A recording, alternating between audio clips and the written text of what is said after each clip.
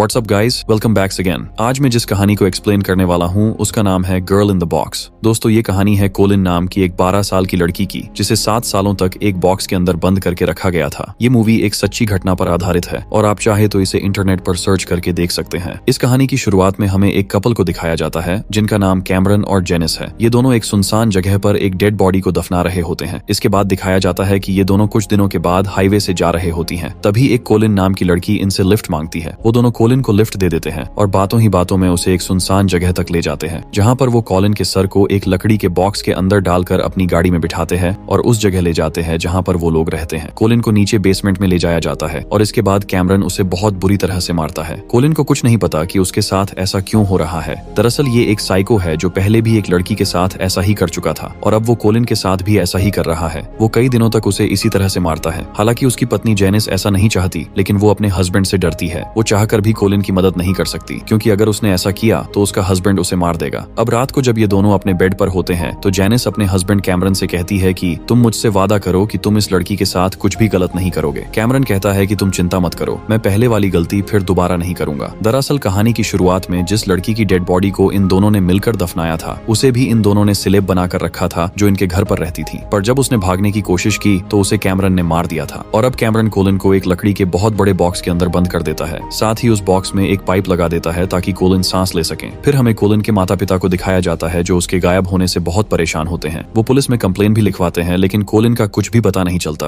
वक्त बीतता है और 6 महीने बीत जाते हैं और आज भी कैमरन और जेनिस ने कोलिन को बंदी बनाकर अपने घर पर रखा हुआ है। जेनिस अपने पति कैमरन से कहती है कि मैं माँ बनने वाली हूँ, अब हमें कोलिन को छोड़ देना चाहिए, क्योंकि जब हमारा बच्चा इस दुनिया में आएगा और वो कोलिन को हमारे घर पर इस तरह से देखेगा तो उस पर गलत असर पड़ेगा। लेकिन कैमरन कहता है कि हम ऐसा नहीं कर सकते हैं। अगर हमने कोलिन को छोड़ दिया तो वो पुलिस को सब कुछ सच बता देगी और हमें अरेस्ट कर लिया जाएगा, इसलिए मुझे कोई और रास्ता ढूंढना होगा। वो कोलिन के पास जाता है और उसे बताता है कि मैं एक ऐसी कंपनी में काम करता हूँ जो गुलाम खरीदते हैं और बेचते हैं और तुम मेरी गुलाम हो। जो भी गुलाम भागने की कोशिश करता है हम उसे मार देते हैं और फिर भी अगर वो गुलाम भाग जाए तो हम उसके पूरे परिवार को मार देते हैं। इसके बाद कैमरन उससे एक पेपर पर साइन भी करवाता है और कहता है कि यहाँ तुम मेरे साथ मेरे घर पर बिल्कुल सेफ हो। यहाँ कोलिन को लगता है कि कैमरन जो कुछ कह रहा है वो बिल्कुल सच है और अब जब कैमरन देख लेता है कि उसने उसकी बातों पर पूरी तरह से विश्वास कर लिया है, वो कोलिन के गले पर एक पट्टा बांध देता है जिस तरह से डॉग्स के गले में बांधा जाता है, यानी कि वो उसकी एक पालतू इंसान है। वो जो चाहे उससे करवा सकता है। वो कोलिन को ऑर्डर देता है कि अब से तुम्हें मुझे मास्टर कहना होगा और मेरी पत्नी जेनिस को मैडम। साथ ही जब भी मैं तुम्हें अटेंशन कहूँ तो तुम्हें अपने दोनों हाथ ऊपर करके खड़े करने होंगे। ऐसे ही वक्त बीतता जाता है और उसे यहाँ पर गुलामों की तरह रहते हुए आज पूरे 1 साल हो गया है और अभी भी रात को उसे उसी बॉक्स के अंदर सोना पड़ता है। यहाँ पर कैमरन की पत्नी जेनिस एक लड़की को जन्म देती है और जब कोलिन उसे देखती है तो वो बहुत खुश होती है। इसी तरह से अब यहाँ पर वक्त बीतता जाता है और कोलिन इनके घर पर इनके साथ इनके गुलाम बनकर रहती है। एक दिन जब कोलिन खाना सर्व कर रही थी तो उसके हाथ से एक चम्मच गिर जाता है, जिससे कैमरन को बहुत गुस्सा आता है। वो एक साइको है और वो अटेंशन कहता है। कोलिन को अपने दोनों हाथ ऊपर करने पड़ते हैं और इसके बाद वो उसे बहुत बुरी तरह से मारता है। हालांकि उसकी पत्नी नहीं चाहती कि वो उसे मारे, उस पर जुल्म करे, लेकिन वो खुद भी अपने पति से बहुत डरती है। वो चाहकर भी उसकी मदद नहीं कर सकती। अगले दिन कोलिन जब बाहर कपड़े सुखा रही होती है, कैमरून उसे बताता है कि गुलाम लड़की ने भागने की कोशिश की थी और वो भागकर पुलिस के पास चली गई, लेकिन पुलिस वाले भी हमारे लिए काम करते हैं। उस लड़की को वापस पकड़ के लाया गया और बहुत बेरहमी से मार दिया गया। दरअसल वो उसे झूठी कहानी सुना रहा होता है जिससे कभी भी वो भागने की कोशिश ना करे। अब वो उसके गले से उसके पट्टे को उतारता है और अपने साथ उस जगह ले जाता है जहाँ पर वो काम करता है। वो उसे कहता है कि किसी के सामने मुझे कभी भी मास्टर मत कहना। और जब कैमरन काम कर रहा होता है और लकड़ियां उठा रहा होता है तब उसके पैर पर चोट लग जाता है, जिससे वो वहीं पर गिर जाता है। यहाँ पर कोलिन के पास मौका था कि वो भाग सकती है, लेकिन उसके दिल में बहुत ज्यादा डर भरा था, जिस वजह से वो वहाँ से नहीं भागती और कैमरन कोलिन को घर वापस ले आती है, जहाँ पर वो उसके घाव पर मरहम पट्टी करती है। लेकिन तभी वहाँ पर कैमरन की वाइफ जेनिस आ जाती है और इसे देखकर उसे बिल्कुल भी अच्छा नहीं लगता। वो कोलिन को वहाँ से जाने के लिए कहती है। अब कोलिन को इनके घर पर गुलाम बने पूरे 1395 दिन हो चुके हैं, लगभग पूरे 4 साल। लेकिन कोलिन को इस बात का बिल्कुल भी अंदाजा नहीं है कि उसे यहाँ पर कितना वक्त हो चुका है। जेनिस और कैमरन की बेटी भी अब बड़ी हो चुकी है। एक दिन कैमरन कोलिन को उस बॉक्स के अंदर, जिस बॉक्स के अंदर वो हर रात को सोती है, वहाँ बंद करके अपनी पत्नी और बेटी के साथ बाहर चला जाता है। कोलिन को बॉक्स के अंदर बहुत बुरे बुरे ख्याल आते हैं। उसे बहुत ज्यादा डर लगता है, इसीलिए वो अपने पैर से बॉक्स को जोर जोर से मारना शुरू कर देती है, जिससे बॉक्स खुल जाता है। वहीं कैमरन जब अपने परिवार के साथ घर वापस आता है तो वो देखता है कि बॉक्स टूटा हुआ है। वो घर में चारों तरफ देखता है, लेकिन उसे कोलिन कहीं नहीं मिलती। और जब वो बाथरूम में जाता है तो देखता है कि कोलिन वहाँ पर डरी हुई बैठी है। वो कैमरन को बताती है कि उसे बॉक्स के अंदर बहुत ज्यादा डर लग रहा था, इसलिए वो इस बॉक्स को छोड़कर बाहर आ गई। कैमरन को अब समझ में आ चुका है कि कोलिन उन्हें छोड़कर नहीं जाएगी और वो वो जिंदगी भर के लिए उनकी गुलाम बन चुकी है। अब इसी तरह से 3 साल और बीत जाते हैं, यानी कि अब कोलिन को यहाँ पर पूरे 7 साल हो चुके हैं। कोलिन ने एक बार कैमरन से कहा था कि वो अपने घर जाना चाहती है और अब कैमरन उसे कहता है कि जिस कंपनी के लिए मैं काम करता हूँ, जो गुलाम बनाती है, उस कंपनी ने तुम्हें घर जाने की इजाजत दे दी है, लेकिन इसके लिए तुम्हें एक इम्तिहान देना होगा। वो उसे एक गन देता है और कहता है इसे अपने आप को शूट कर दो। कोलिन बिना कुछ सोचे समझे गन का ट्रिगर दबा देती है, लेकिन उसके अंदर गोली नहीं होती और कैमरन समझ जाता है कि वो उसके बारे में किसी को कुछ नहीं बताएगी। इसीलिए वो खुद उसे उसके घर पर ले जाता है, जहाँ पर वो सबको बताता है कि मैं कॉलिन का बॉयफ्रेंड हूँ। हालांकि कॉलिन अंदर से टूटी हुई है, वो डरी हुई है, लेकिन अपने परिवार वालों के सामने वो ऐसा शो करती है जैसे वो बहुत खुश है। उसका परिवार उसे बताता है कि तुम 7 सालों बाद घर आए हो, जो सुनने के बाद कॉलिन को हैरानी होती है, क्योंकि उसे पता ही नहीं था कि 7 सालों से वो कैमरन की यहाँ पर गुलाम है। लेकिन कोलिन की बहन को कहीं ना कहीं शक होता है कि कोलिन किसी परेशानी में है, इसीलिए वो अकेले में उससे पूछते हैं कि मुझे बताओ, अगर तुम्हें कोई भी परेशानी है तो मैं तुम्हारी मदद करूंगी। और अब कॉलिन को लगता है कि उसे अपनी बहन को सब कुछ बता देना चाहिए। अब जैसे ही वो बोलने वाली होती है, तभी वहाँ पर कैमरन आ जाता है और वो कॉलिन को अपने साथ वापस ले आता है। जेनिस भी अपने हस्बैंड से बहुत ज्यादा परेशान हो चुकी है और एक दिन वो फैसला करती है कि वो कैमरन को छोड़ देगी। वो अपनी बेटी को लेकर यहाँ से निकल जाती है, जिसके बाद कैमरन को बहुत दुख होता है। हालांकि कॉलिन उसके पास आती है और कहती है कि मैं तुम्हारा साथ दूंगी, पर कैमरन को उसका साथ नहीं चाहिए, उसे अपनी पत्नी चाहिए। इसीलिए वो कोलिन से कहता है कि तुम यहाँ से चली जाओ, और एक बार फिर से वो उसे उसी बॉक्स के अंदर बंद कर देता है। वही कैमरन की पत्नी जेनिस को दिखाया जाता है, जो चर्च में जाती है। उसे अपने गुनाहों का अब एहसास हो चुका है। उसे एहसास हो चुका है कि उन्होंने कॉलिन के साथ जो कुछ भी किया वो इस दुनिया का सबसे बड़ा पाप है, और अब वो अपने गुनाहों का प्रायश्चित करना चाहती है। इसीलिए वो एक बार फिर से कैमरन के पास, यानी कि अपने घर वापस जाती है और कॉलिन को वहाँ से आजाद करके अपने साथ ले आती है। वो कोलिन को बताती है कि तुमसे कैमरन ने आज तक जो कुछ भी कहा है वो सब कुछ झूठ है। तुमसे पहले भी हमने एक लड़की को किडनैप किया था जो बहुत ज्यादा शोर मचा रही थी, इसलिए कैमरन ने उसे मार दिया, और मैं नहीं चाहती कि तुम्हारे साथ भी वही हो। इसीलिए जेनिस उसे एक बस स्टॉप पे छोड़ देती है और कहती है कि तुम अपने घर चली जाओ। पर कोलिन अभी भी अपने घर जाने से डर रही होती है। वो उससे कहती है कि अगर कंपनी को पता चल गया तो वो मुझे और मेरे परिवार को मार देंगे। जेनिस कहती है कि ऐसी कोई कंपनी नहीं है जो गुलाम बनाती है। ये सुनने के बाद कोलिन को आत्मविश्वास आता है और वो अपने घर की तरफ जाने वाली बस में बैठ जाती है। कोलिन अपने घर वापस आ चुकी है और आज उसे 2640 दिन हो चुके हैं और अब वो पहली बार आजादी की सांस ले रही है। वो अपने परिवार से मिलकर बहुत खुश होती है। उसकी आंखों में आंसू आ जाते हैं। वहीं हमें कैमरन को दिखाया जाता है, जो घर पर अकेला होता है। उसकी आंखों में आंसू है क्योंकि अब उसके पास कुछ भी नहीं बचा। उसकी पत्नी और उसकी बेटी ने उसे छोड़ दिया है। कॉलिन भी यहाँ से जा चुकी है। जेनिस कोलिन को छुड़ाने के बाद पुलिस को सारा सच बता देती है, इसीलिए उसके पति कैमरन को अरेस्ट कर लिया जाता है। दोस्तों, बाकी सभी मूवी की तरह ही ये मूवी भी हमें कुछ मैसेज देकर जाती है। ये कहानी हमें सिखाती है कि ना हमें किसी अनजान इंसान को लिफ्ट देनी चाहिए और ना ही किसी से लिफ्ट लेनी चाहिए, क्योंकि हमें नहीं पता कि किसके दिल में कब क्या चल रहा है। इस दुनिया में बहुत सारे ऐसे लोग हैं जो इंसानियत के नाम पर कलंक है, और कैमरन भी उन्हीं में से एक था जिसने न सिर्फ एक लड़की का खून किया बल्कि उसने कोलिन की पूरी जिंदगी को नर्क बना दिया था। और इसी के साथ ये कहानी यहीं पर खत्म हो जाता है। उम्मीद करते हैं कि ये सच्ची कहानी आपको पसंद आई होगी।